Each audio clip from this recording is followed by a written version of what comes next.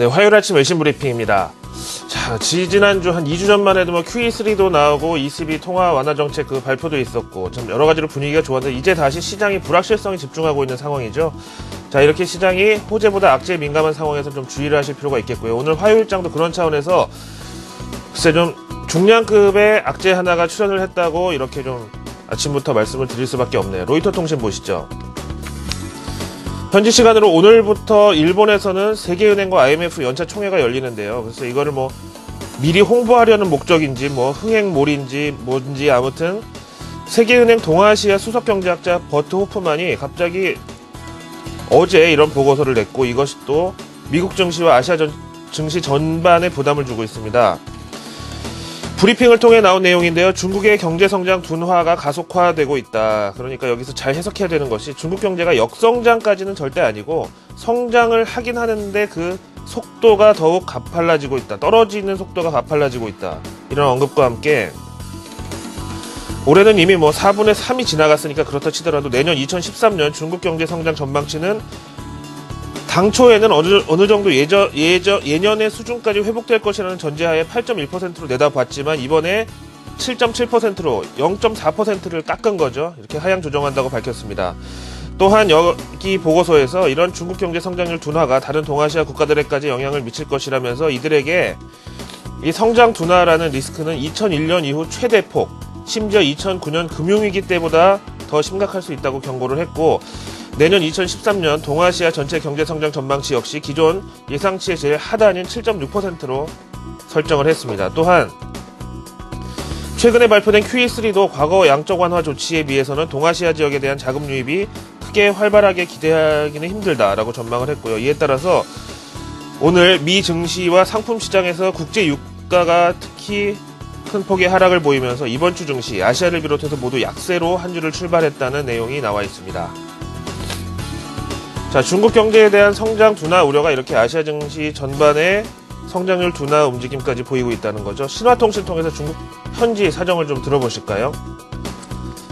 신화통신에서 이렇게 뭐 고해성사격의 뉴스를 내놓고 있는데요. 중국의 성장률 둔화라는 이슈는 벌써 한 1년 넘게 중국 증시를 무겁게 내리누르고 있지만은 글쎄 악재로서의 영향력이 좀처럼 소멸되지 않고 있는 이슈입니다. 보통 경제 이론상 어느 한 나라의 경기가 바닥을 치기 보통 6개월에서 9개월 전에 주가가 먼저 최저점을 찍는다고 책에는 나와 있는데 만약에 최근 중국 증시가 이미 바닥을 쳤다고 해도 내년 초 혹은 내년 중순쯤에나 중국 경제, 실물 경제가 본격적인 반등을 한다고 유추를 해볼 수 있죠. 그래서 지금 보시는 대로 일단 3분기 중국의 가장 중요한 경제지표 GDP와 CPI, 우리말로 소비자 물가 둘 다 동반 하락할 것으로 예상이 되고 있습니다. 이는 뭐 지난 몇 달 동안 제조업 그리고 서비스업 PMI 지수 결과에서 대충 힌트를 얻었던 내용들이라 큰 불확실성이라고 할 수는 없지만 문제는 과연 언제가 반등 시점이냐 이걸 볼 때 만약에 중국 증시가 지난 2000포인트 깨졌을 때를 바닥으로 당장 본격적인 반등을 오늘부터 시작한다고 해도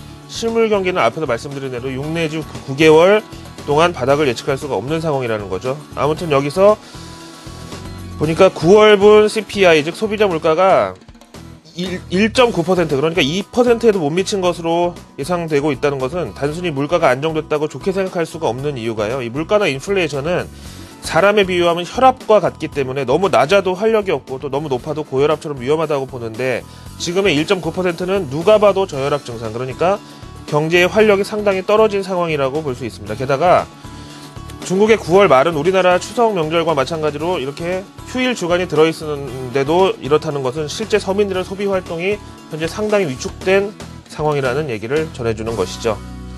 자, 이제 유럽 쪽의 소식으로 가겠습니다. 그리스 구제금융 협상 타결에 대해서 아직까지도 결과가 나오지 않고 있는 상황인데 당초 잘하면 주말 동안에 협상이 완성될 수 있다고 했지만 기어이 불발로 끝나서 이제는 다음 관문이 메르켈 독일 총리의 그리스 방문 일정으로 넘어간 상황인데요. 현지 시간으로 화요일, 오늘 우리 시간으로는 저녁인데요. 지금 그리스 아테네에서는 메르켈 총리 방문을 벼르고 있는 시위대들과 수천 명의 경찰 병력이 대치한 채 제목에 보시는 대로 초긴장 상태라고 나와 있습니다. 여기서 조금 격하게 표현하기로는 앙겔라 메르켈 독일 총리는 그리스에서 거의 공공의 분노 대상이라는데요. 뭐 정서적으로 강도 높은 긴축을 요구하는 독일의 이 총리가 이뻐 보일 리는 전혀 없고요. 또 그리스는 현재 이미 계속된 긴축과 경기 침체에 이 받을 거는 줄어들고 낼 거는 많아지는 이런 상당히 피로에 지친 상태라고 전해집니다. 그런데 이렇게 마른 수건에서 물을 짜내는 이런 지금 상황에 현지 시민들의 분노는 극에 달해 있다고 합니다. 또 웃지 못할 하나의 해프닝이 또 하나 전해졌는데요.